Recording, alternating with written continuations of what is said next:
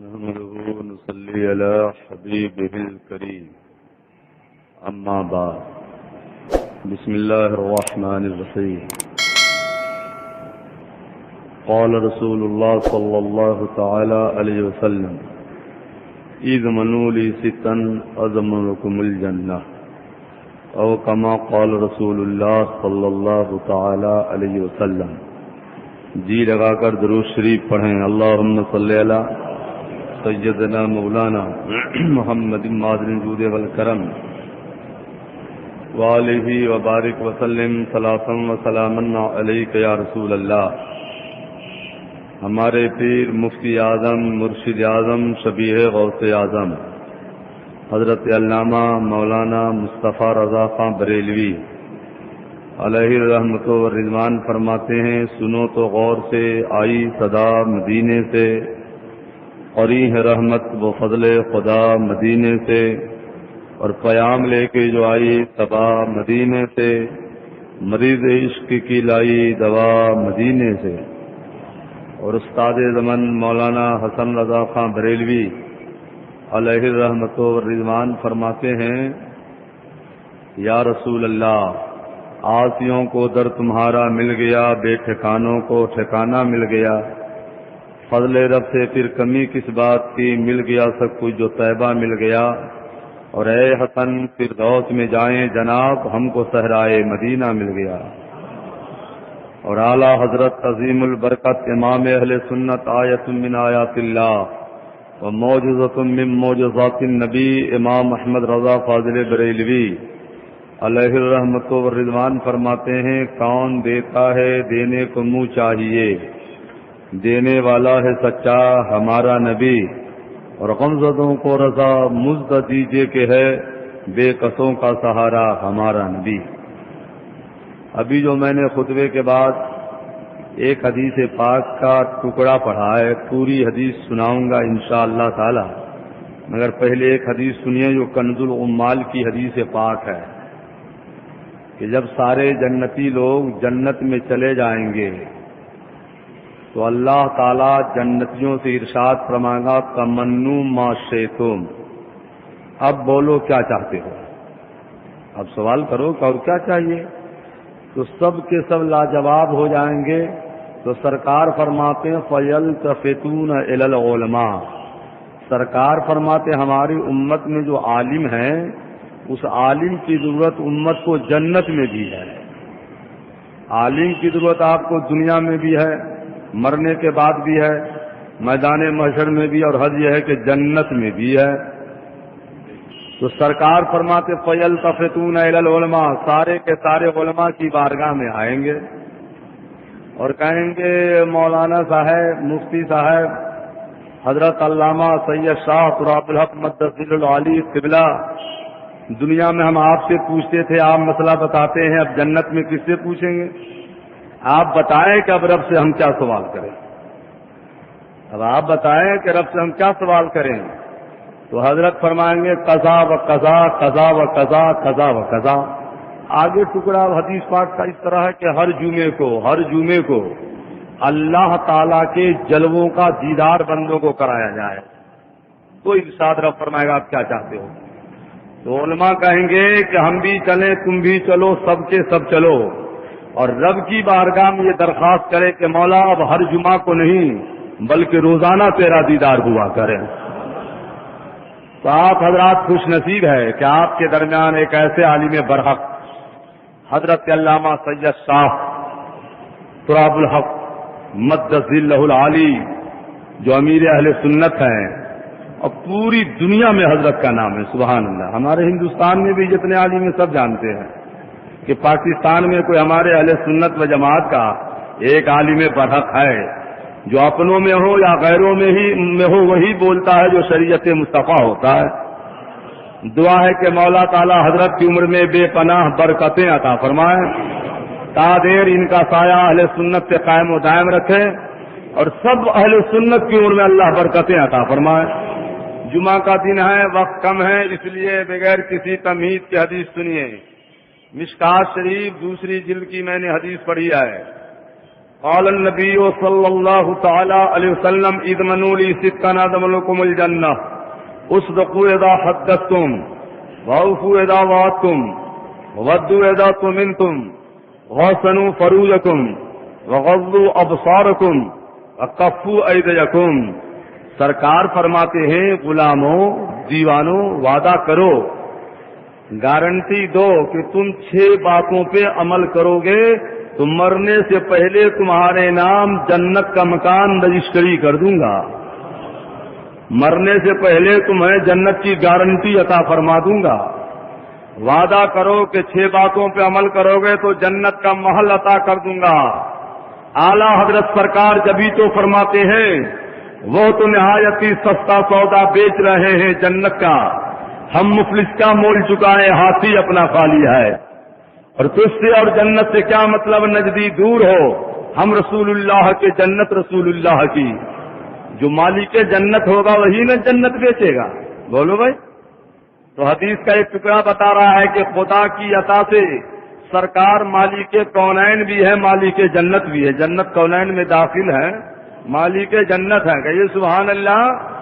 جبھی تو اعلیٰ حضرت سرکار فرماتے یا رسول اللہ زمین و زمان تمہارے لیے، مکین و مکان تمہارے لیے، چنین و چنا تمہارے لیے، بنے تو جہاں تمہارے لیے، دہن میں صبا تمہارے لیے، بدن میں ہے جاں تمہارے لیے، ہمارے یہاں تمہارے لیے، اٹھے بھی وہاں تمہارے لیے.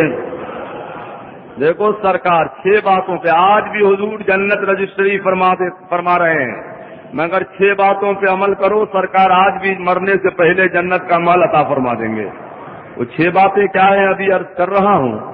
مگر دیکھو سرکار نے 2 بار دنیا میں جنت بیچی ہے، مالک جنت نہیں ہے تو بیچ کیسے رہے ہیں. اور دونوں بار حضرت عثمان غنی نے خریدی ہے. سبحان اللہ. مرقات شرح مشکات کے 5ویں جلد میں یہ حدیث ہے فلما بلغ ذلك عثمان وكان الرجل صديقا له في الجاهليه فلم يزل حتى اشترى ب10,000 دینار وقال يا رسول الله انما هي داري فهل تضمن لي بيتا في الجنه قال نعم فاخذ له وضمن له بيتا في الجنه. جب لوگ ہلکا بغوش اسلام زیادہ ہو گئے تو سرکار کی مشیت یہ ہوئی کہ مطاف کا حصہ بڑھایا جائے، مسجد حرم کی توسیع کی جائے. تو مسجد حرم کی دیوار سے ایک شخص کا مکان لگتا تھا. حضرت مفتی صاحب قبلہ موجود ہے، مسئلہ پوچھئے. یا تو زمین مسجد بنانی ہو تو خریدی جائے، یا جس کی زمین ہو فی سبیل اللہ وقف کرے تب وہاں جا کر کے مسجد بنے گی. سرکار مالک کے مکان کے پاس گئے، فرمایا پیارے یہ مکان تو مجھے دے دے تاکہ مسجد حرم کی توسیع کر دوں، اور جب مکان دے گا تو درہم و دینار تو نہیں دوں گا، تمہارے نام جنت کا ایک مکان دنیا میں رجسٹری کر دوں گا.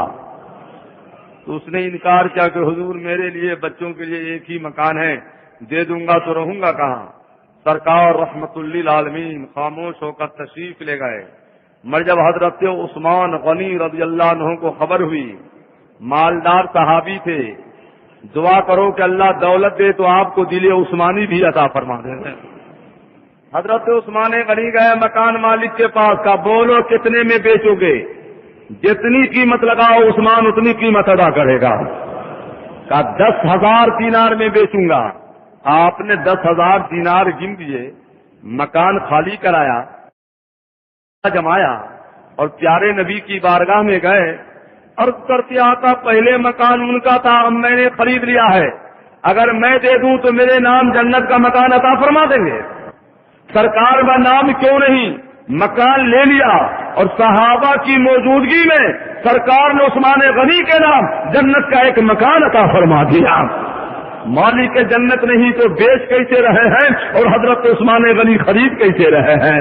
جبھی تو اعلیٰ حضرت سرکار فرماتے ہیں وہ تو نہایت ہی سستا سودا بیچ رہے ہیں جنت کا، ہم مفلس کا مول چکائیں ہاتھی اپنا خالی ہے.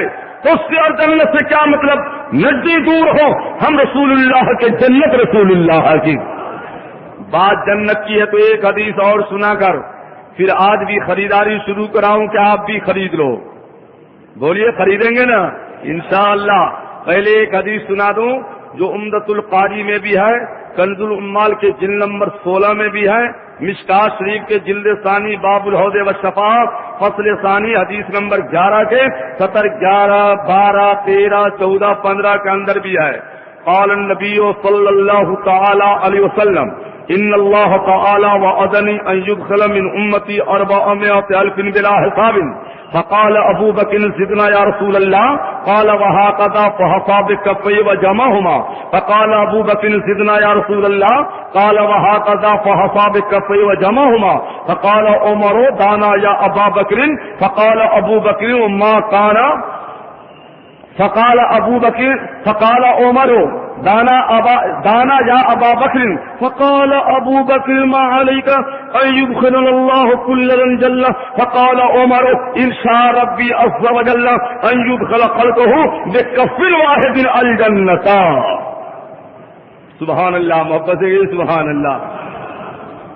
سرکار خطاب فرما رہے ہیں، صحابہ کرام کا مجمع ہے، ارشاد فرماتے صحابیوں سنو، میرے رب نے مجھ سے یہ وعدہ فرما لیا ہے کہ میری امت میں سے 4 لاکھ امت کو اللہ تعالیٰ بغیر حساب کتاب کے جنت میں ڈال دے گا۔ یہ رب کی طرف سے ہے۔ بیچ میں حضرت ابو بکر رضی اللہ عنہ کھڑے ہو گئے، عرض کرتے سرکار غلام تو بہت زیادہ ہیں، 4 لاکھ میں کیا ہوگا، کچھ اس میں اضافہ کر دیا جائے۔ یار غار کا جملہ اور سوال بتا رہا ہے کہ ان کا بھی عقیدہ تھا کہ مالک جنت مصطفیٰ ہے، اگر یہ عقیدہ نہ ہوتا سوال کیوں کرتے؟ تو سرکار نے معاذ اللہ یہ نہ فرمایا ابو بکر کیسی بات کرتے ہو، میں کیسے بڑھا سکتا ہوں، نہیں، سرکار نے دونوں ہاتھوں کو اٹھایا اور یوں لب بنایا، فرمایا لو 4 لاکھ میں نے اپنی طرف سے بڑھا دیا۔ سبحان اللہ۔ تو کتنے ہو گئے؟ 4 گنا بولیے۔ عرض کرتے آقا غلام تو بہت ہے، کچھ اور بڑھا دیا جائے۔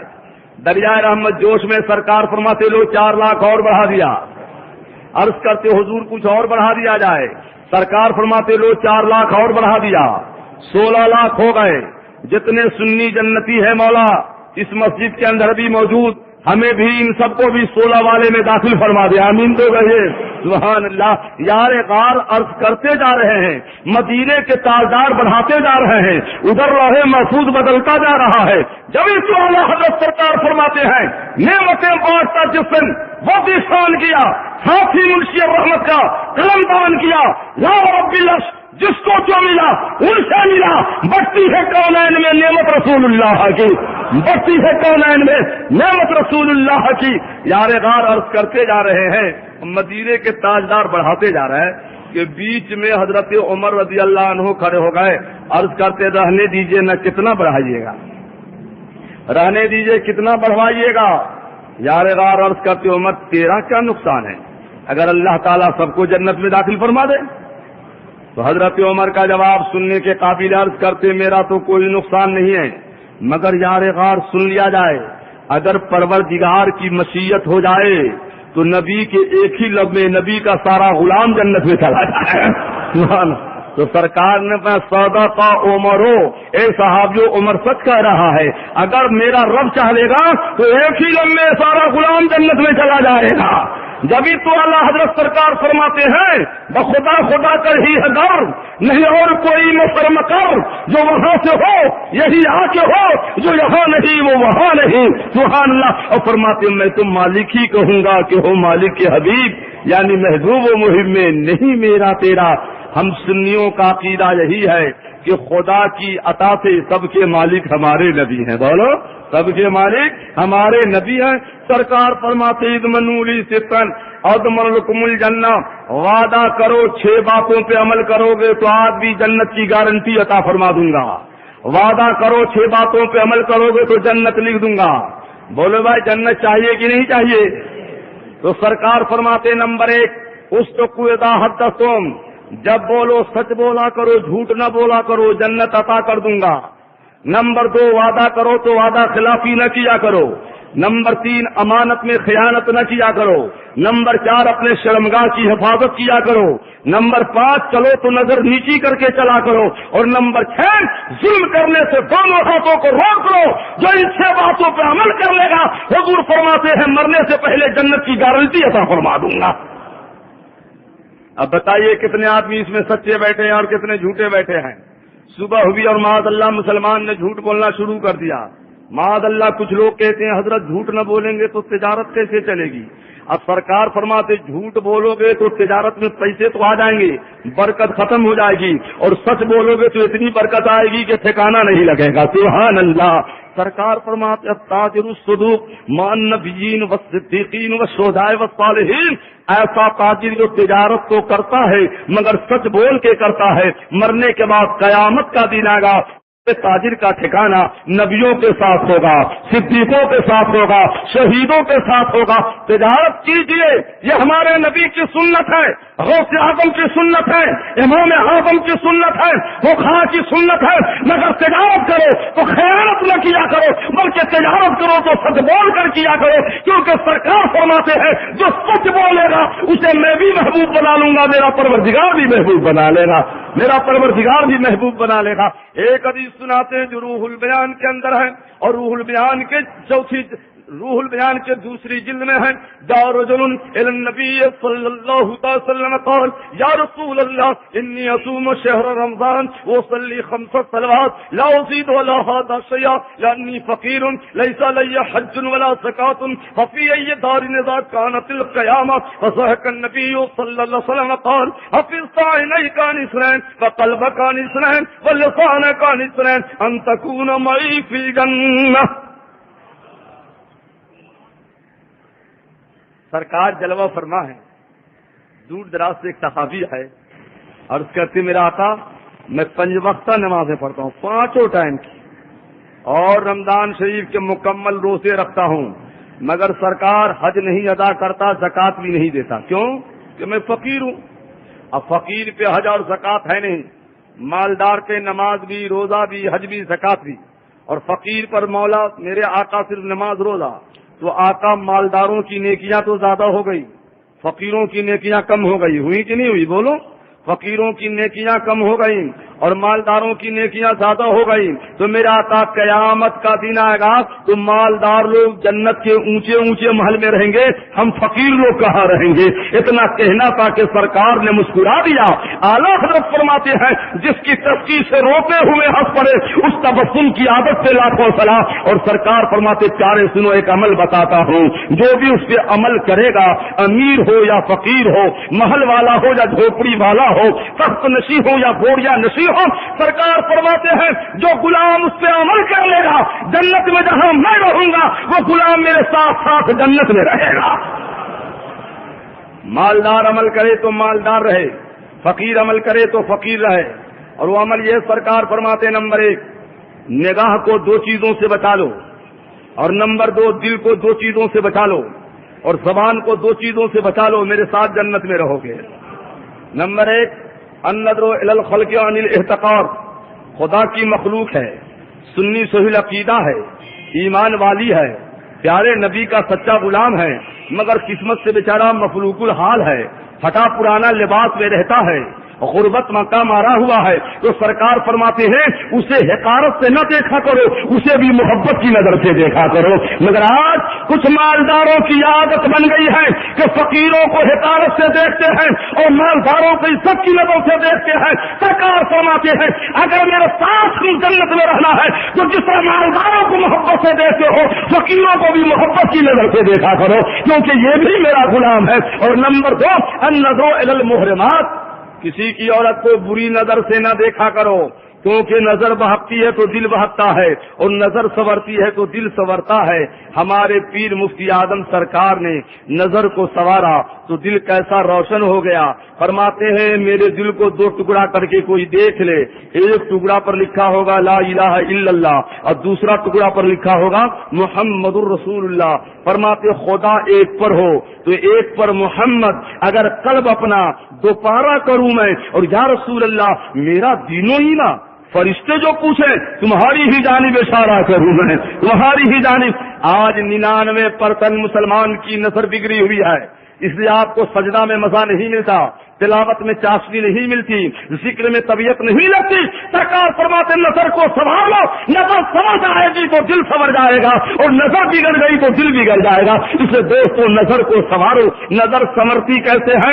حضرت سے رابطہ کرو، وقت اتنا نہیں کہ پوری تفصیل سے گفتگو کروں، آگے کا ٹکڑا سننا، محبت سے کہیے سبحان اللہ تو ہوتا ہے سبحان اللہ۔ اور نمبر 2 سرکار فرماتے ہیں دل کو 2 چیزوں سے بچاؤ۔ نمبر 1 انل غل، سرکار فرماتے کی سینہ سے کینہ کو صاف کرو۔ آج اکثر مسلمان کے سینہ میں بھی کینہ ہے۔ سنیوں بڑی حیرت کی بات ہے کہ آپ کا سینہ اور اس میں کینہ رہے۔ سنیوں کا سینہ اس لیے نہیں کہ اس میں کینہ رہے، سنیوں کا سینہ تو اس لیے کہ اس میں نبی کا مدینہ رہا کرے۔ سبحان اللہ سبحان اللہ۔ وہ دل خدا کرے کہ مدینے کو جائیں ہم، خاکے برے رسول کا سرما لگائیں ہم، اور یا رسول اللہ یار جب مجھ کو مدینے کی فضا آتی ہے، سانس لیتا ہوں تو جنت کی ہوا آتی ہے۔ سبحان اللہ۔ تو سرکار نے کیا فرمایا کہ سینہ کو کینہ سے صاف کرو۔ نمبر 2 والحسد، جلس جس کو کہتے جلن، کسی کو دیکھ کر حسد نہ کیا کرو۔ حسد نیکیوں کو اس طرح برباد کر دیتا ہے جس طرح آگ لکڑیوں کو جلا دیا کرتی ہے۔ مولا تعالی ہمارے آپ کے سب کے سینہ کو کینہ اور حسد سے پاک فرما دے، آمین تو کہیے۔ اور نمبر 3 آقا فرماتے ہیں زبان کو 2 چیزوں سے بچا لو۔ نمبر 1 انل کذب، وعدہ کرو جھوٹ نہ بولو گے، سچ بولو گے تو سرکار فرماتے جنت کی گارنٹی عطا فرما دوں گا۔ آج اکثر مسلمان جھوٹ بھی بولتا ہے۔ اور نمبر 2 والغیبہ، پیٹھ پیچھے بھائی کی غیبت نہ کیا کرو۔ کچھ نوجوان بیٹھ گئے سوائے اس کے کہ غیبت اور جھوٹ بولے، اس کے سوا کوئی کام یہ نہیں کرتے ہیں۔ شرعی مذاکرہ تو آپ کو آتا نہیں ہے، علماء کی بارگاہ میں بیٹھنے کی آپ کے پاس ٹائم نہیں ہے، اور غیبت کرنے کے لیے ٹائم ملتا ہے۔ یاد رکھنا سرکار مدینہ راحت قلب و سینہ جناب محمد رسول اللہ نے فرمایا اے صحابہ جو جانتے ہو مل غیبت کسے کہتے ہیں؟ عرض کرتے اللہ رسول عالم، اللہ جانے اور اللہ کا رسول جانے۔ سرکار فرماتے ذکر کا خاک بما یکرہ پیٹھ پیچھے اپنے بھائی کی ایسی بات کرو کہ وہ سنے تو اسے برا لگے۔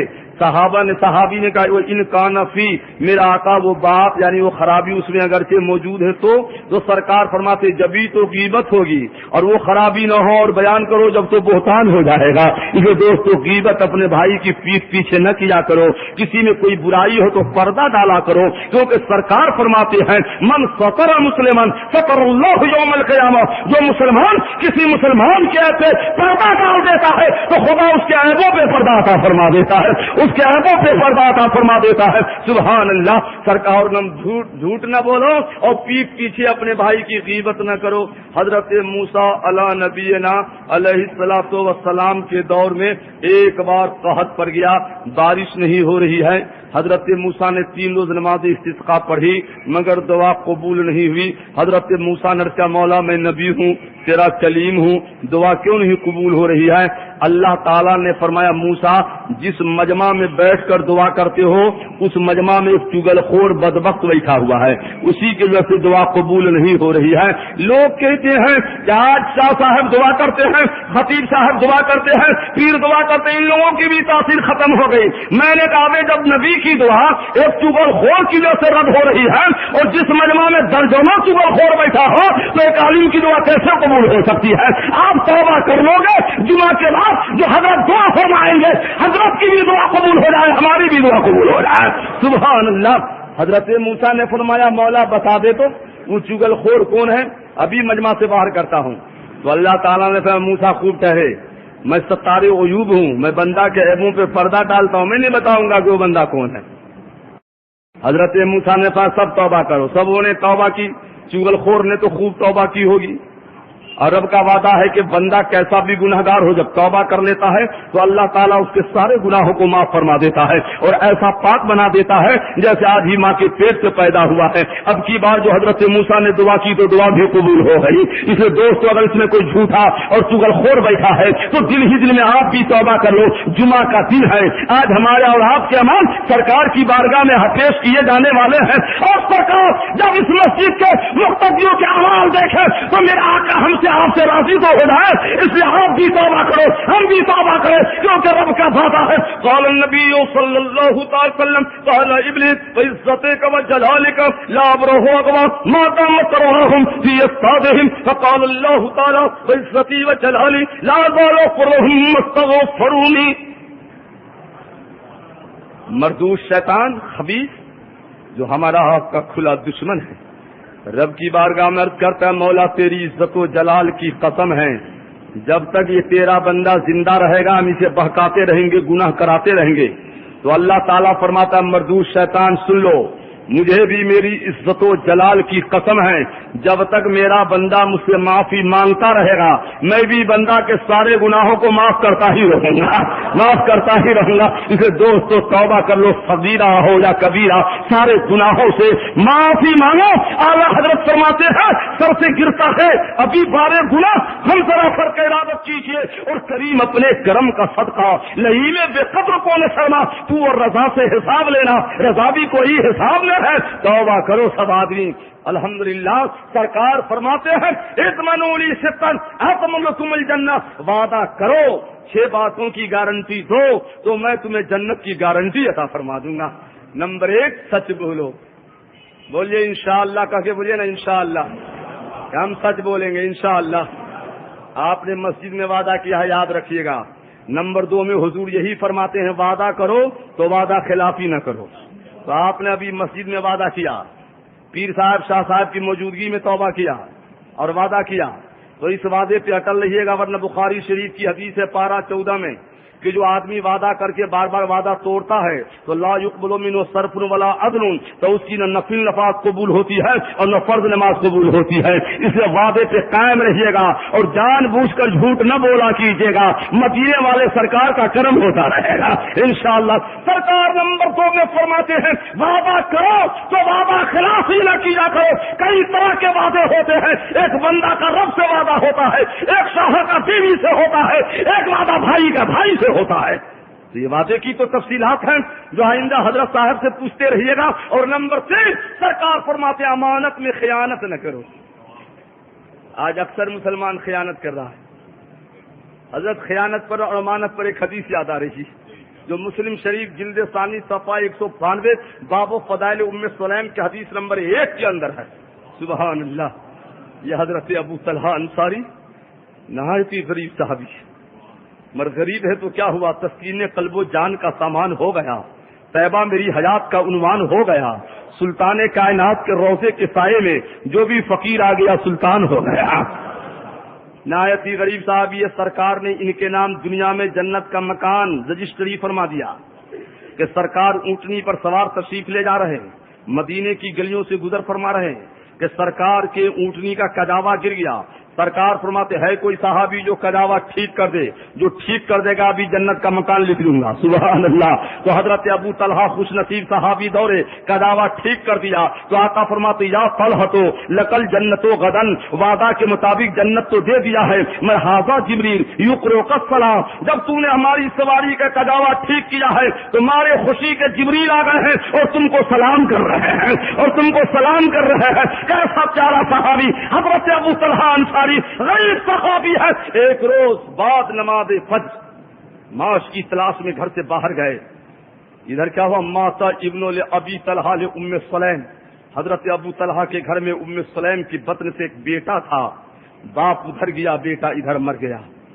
ام سلیم کا قلب و جگر دیکھیے، آج کی ماں ہوتی تو سینہ پیٹ پیٹ کر ساتھ پورے محلہ کو سر پہ اٹھا لیتی، مگر واہ ام سلیم بچے کے لاش کو گھر میں رکھ دیتی ہے، اوپر سے چادر ڈال دیتی ہے اور کہتی لا تحدثوا ابا طلحہ حتی اکون انا احدثہ، اے پڑوس والو خدا کا واسطہ دیتی ہوں، میرا شوہر سفر سے آئے گا تو آتے ہی بیٹے کی موت کی خبر نہ دے دینا جب تک کہ میں نہ خبر دوں، کیونکہ ہمارا شوہر بڑا نازک دل لگتا ہے، سنے گا تو سنتے ہی قلب پاش پاش ہو جائے گا۔ لوگوں نے کہا ٹھیک ہے جیسا کہتی ہو اسی پہ عمل کیا جائے گا۔ حتی قربت الیہ عشاء، جب رات میں کھانے کا ٹائم ہوا، کم و بیش 9 یا 10 بج رہا ہوگا، سب کے سب سو چکے تھے. حضرت ابو طلحہ سفر سے آئے, بیوی نے کیا دیکھا, شوہر کے چہرے پہ گرد و غبار ہے, بال اٹا ہے, چہرہ سے پتا چلتا ہے کہ تھکا مادہ ہے. تو بیٹے کی موت کی خبر نہیں دیتی ہے بلکہ وضو کا پانی پیش کرتی ہے. شوہر وضو کر لو, نماز عشاء پڑھ لو, میں آپ کے لیے کھانا تیار کر رہی ہوں.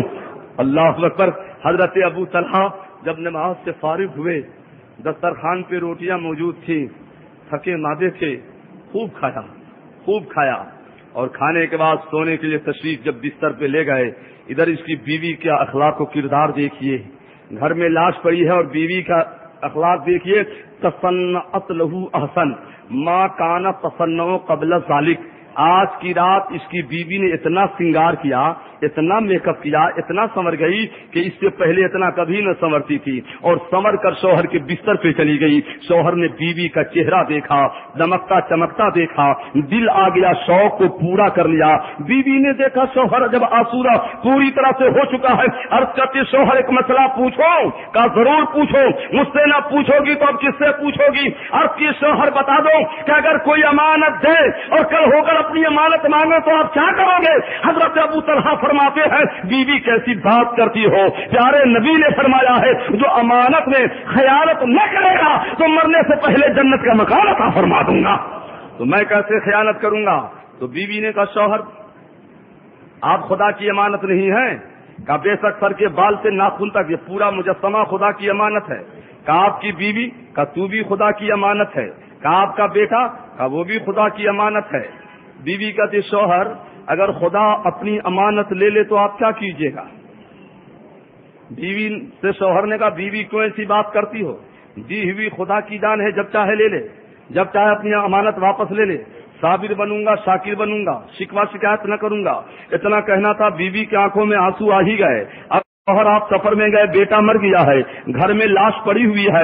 اتنا کہنا تھا, حضرت ابو طلحہ چمک کر بیٹھ گئے رضی اللہ عنہ. کہا بیوی تو نے کیا کر دیا, لاش پڑی ہے, کھانا بھی کھلا دیا, اپنے شوق کو بھی پورا کرا دیا. دونوں میاں بیوی روتے جا رہے ہیں. صبح کی سفیدی نمودار ہوتی ہے, بعد نماز فجر مدینے کے سرکار تشریف لاتے ہیں اور ارشاد فرماتے ابو طلحہ سنو, جو کچھ تمہاری بیوی نے تمہارے ساتھ کیا ہے اس کی وجہ سے تمہاری بیوی سے میں بھی راضی ہو گیا ہوں اور تمہاری بیوی سے میرا پروردگار بھی راضی ہو گیا ہے.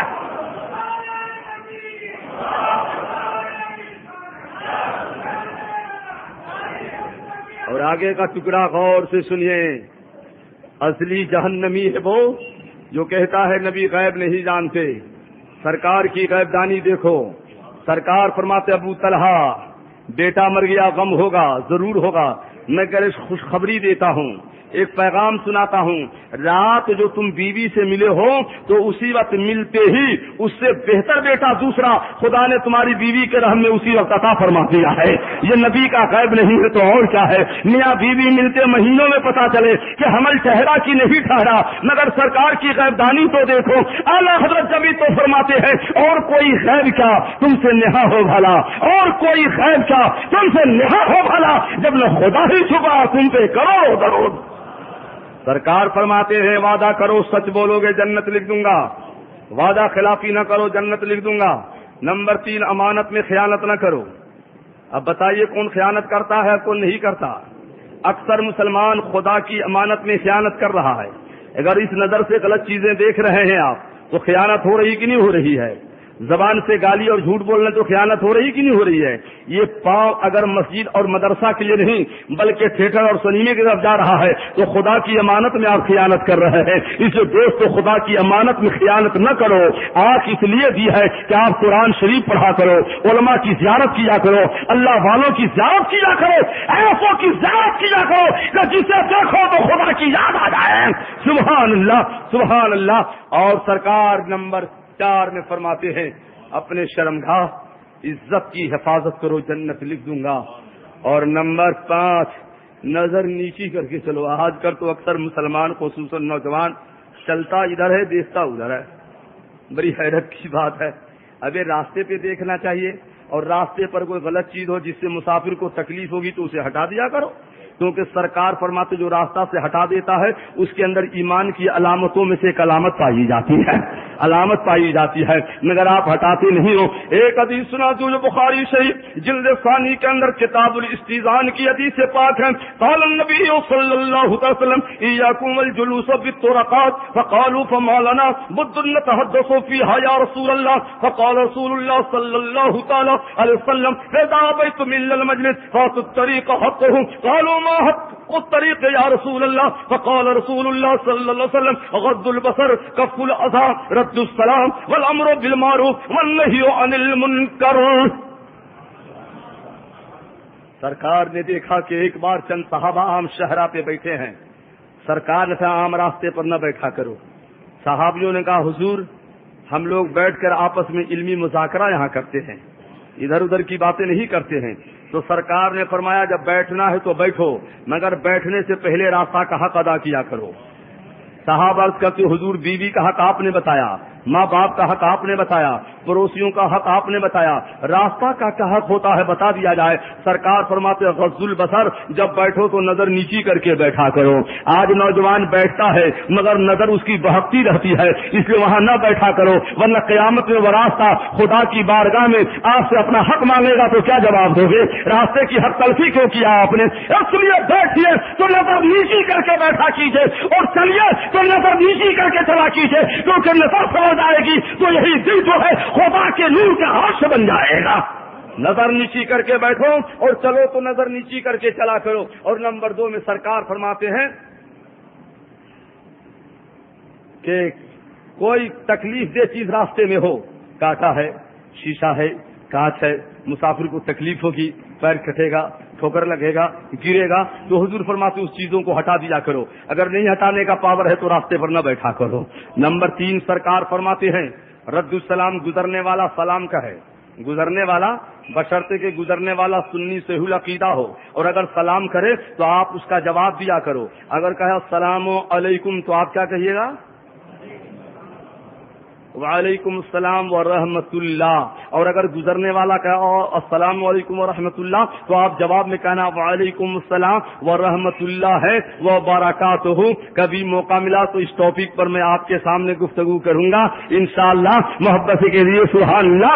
سرکار فرماتے گزرنے والا جب سلام کرے تو جواب دیا کرو والامر بالمعروف والنہی عن المنکر۔ اور راستے پر بیٹھے ہو اور تمہارا بھائی اگر برے راستہ کی طرف جا رہا ہے تو سرکار فرماتے اس کو روک دو برائی ہے اور بھلائی کا حکم دو۔ اگر یہ طاقت نہیں ہے تو راستے پر نہ بیٹھا کرو، اپنے گھروں میں بیٹھا کرو، مسجدوں میں بیٹھا کرو، مدرسوں میں بیٹھا کرو۔ مگر افسوس جدھر دیکھیے مسلمانوں کا نوجوان، ہم نے تو بمبئی میں اور یہاں بھی دیکھا بلا وجہ 1 بجے 2 بجے 4 بجے رات تک نوجوان گھومتے رہتے ہیں روڈوں پر، معاذ اللہ کوئی کام نہیں۔ اور حضرت صبح میں دیکھیے تو سوتے رہتے ہیں، 12 بجے اٹھتے ہیں، نتیجے میں سورج نکلتے ہی شیطان اس کے دونوں کانوں میں پیشاب کرتا ہے۔